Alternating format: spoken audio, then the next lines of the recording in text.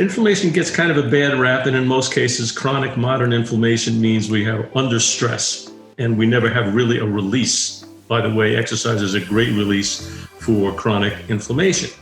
But it's not always bad. As we developed as a species, if we did not have an inflammatory process, if we tripped and broke a leg or got a cut or a wound, if we didn't have this inflammatory process to come to the aid of that particular problem, we would have died much more readily.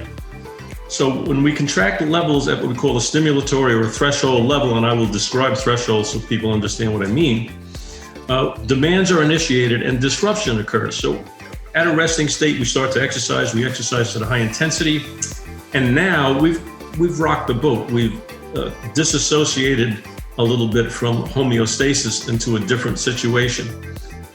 We deregulate that. The body's healthy response to a local inflammation in my bicep, for example, would be a global anti-inflammatory response to simply put out that fire. So the global response is anti-inflammatory to exercise.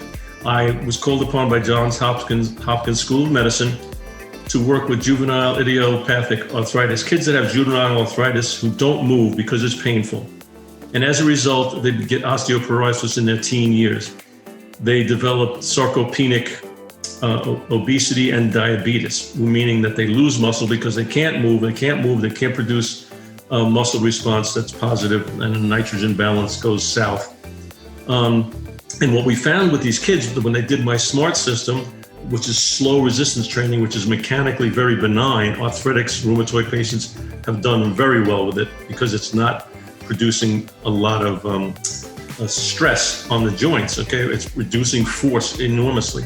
But what we found with these kids was when we measured IL-6 in the blood, IL-6 was elevated, but IL-6 is thought to be inflammatory, but mediated or organized from the muscle cells that are working through this exercise. It becomes an inflammatory process. The kids felt better, they did more, they reversed diabetes, they reversed osteoporosis, they felt better psychologically because they could do stuff. They weren't just dormant because of the fear of pain.